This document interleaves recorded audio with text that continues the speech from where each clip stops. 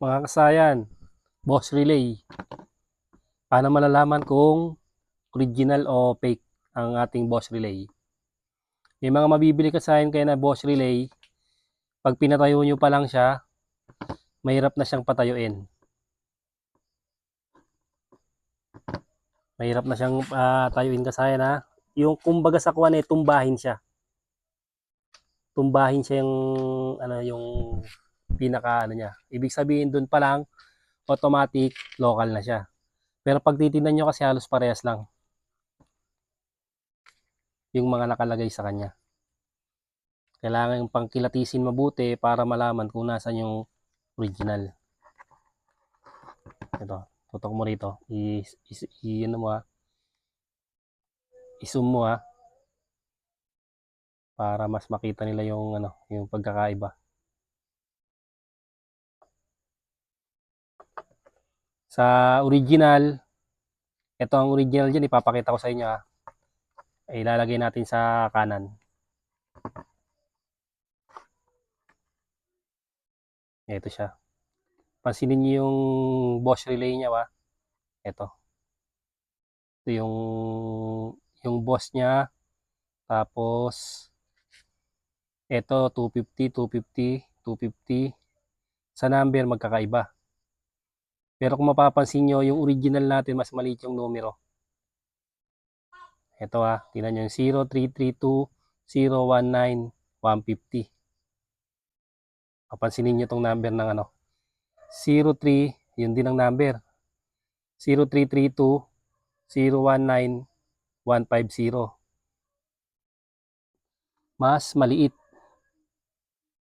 Ito, tingnan mo kung magkasing laki itong dalawa na to. Magkasing laki ba sila? Hindi. Mas maliit pa rin to. Okay. Kasi ito kasayan, magkaiba rin ang pinagbila natin. Kaya na-i-vlog ko to kasi nakabili ko sa auto supply. Akala ko lahat ng auto supply original. Yung pala, nagbebenta rin pala sila ng fake boss relay. Kaya madalas kong sabihin, auto supply kayo bibili o Shopee ni Becky Works. Yun talaga sure ball kasi talagang pinag-aralan niya at may video siya kung paano malalaman yung original. At yun nga, yung sabi niya ay merong tanso at saka hindi basta-basta natutumba. Tapos pag tinignan natin dito tingnan nyo mabuti yung number mas maliit Ito. Itong number na to. Pag tinignan natin ito kasi magkaiba rin pinagbilan yan Tapos yung mga 250. Tapos yung niyan, ikaw malinaw pa yung mata mo. Tingnan mo to kung magkaiba. Kung mas mataba o pagkakasin laki lang sila. Ayan siya, Mas mataba to. Ayun, ito lang yung sign lang ng yung mga number. Kailangan tamang tamang pagtuturo para hindi sila malito. Dito halos parehas din kasi siya Ito medyo nagkaiba rito sa may pinaka square. Pinaka square parang lang ng konti. Konting-konti, mahirap malaman dito dito sa may number Dito sa number mas maliit. Tandaan niyo yung number mas maliit. Tapos sa baba kasi pag tinignan niyo sila pare-parehas yung number dito tingnan niyo yung number dito. Halos magkakasing laki na dito. So halos magkakasing laki pero sa number dito magkaiba dito. Ito dito nagkaiba sa baba. Pansinin niyo kasayan para magkaroon kayo ng idea. Ito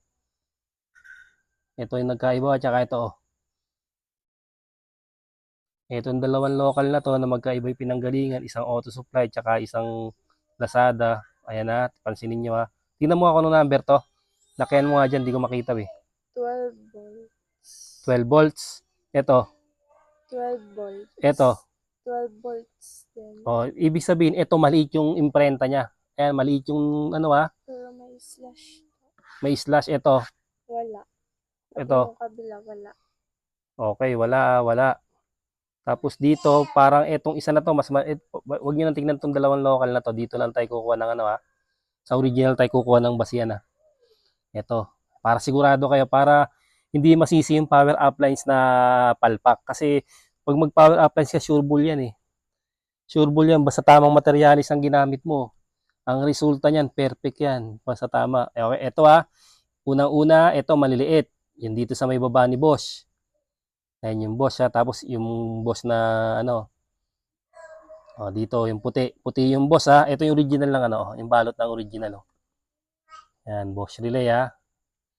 Red na red to. Sa iba kasi hindi siya red na red. Natapon ko na kasi yung ano, yung sa mga local. Ayan yung ano niya na. Tingnan nyo ha. Pwede nyo screenshot yan pagka gusto nyo magkaroon ng pagbabasihan. Pwede naman to pag bumili kayo, patignan nyo, mabubuksan naman to. Kaya yung bumili ko, inano ko na, binuksan ko ng ganito. Ayan yung ano yan. Tapos, okay na tayo dito ha. Ito yung palatandaan. 1, 2. Dito, halos pare-pares ano, itong ano na to. Ito sa taas, yung bilog. Tapos dito,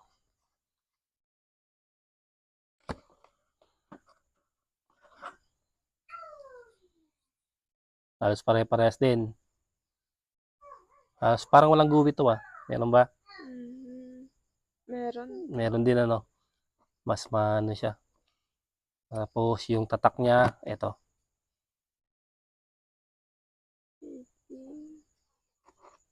Portugal. Tingnan mo, lalaki, ano mo,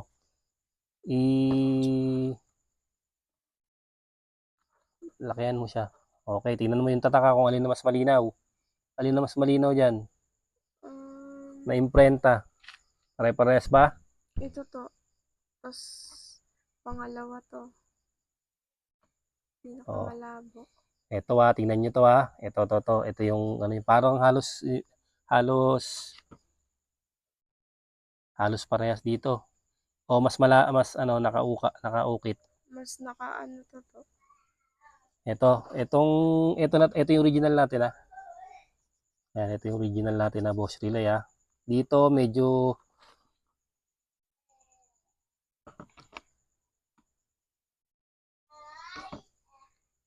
mas maano siya.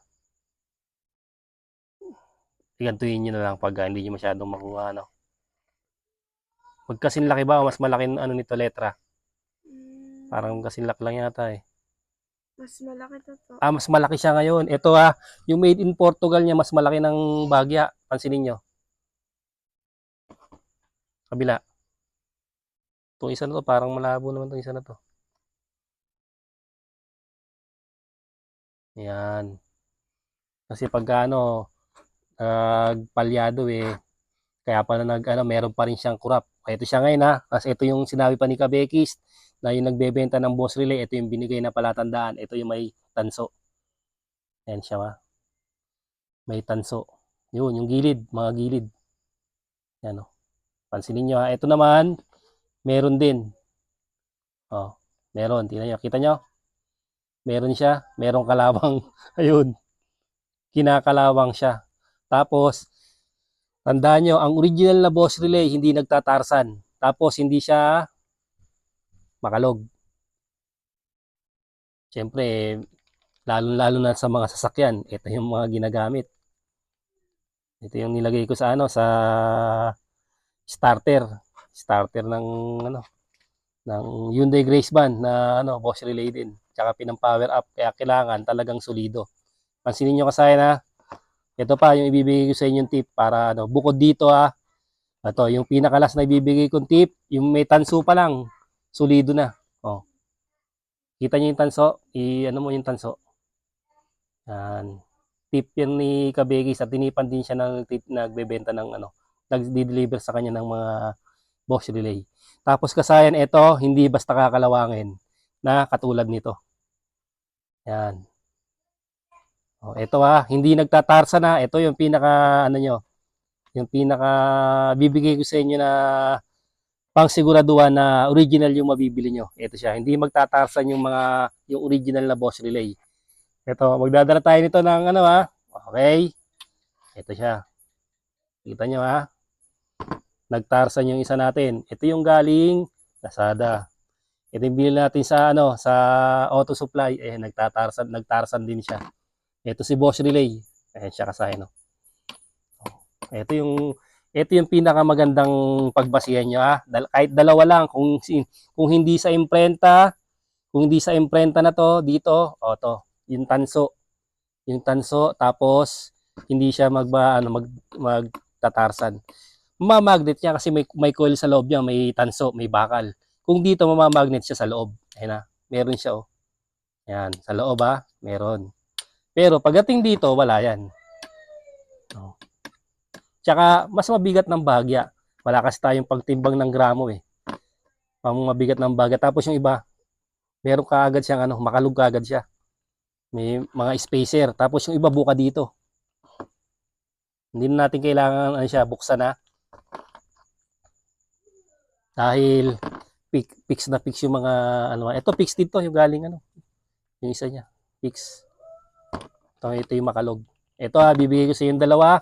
Ito hindi siya kahit tumagal siya, ginamit ko na sa ibang mga motor, tapos yung i-rewire ko kasi medyo nililinis natin yung wiring. Pag nililinis natin, gumagana pa rin siya, tapos hindi siya nakakalawang.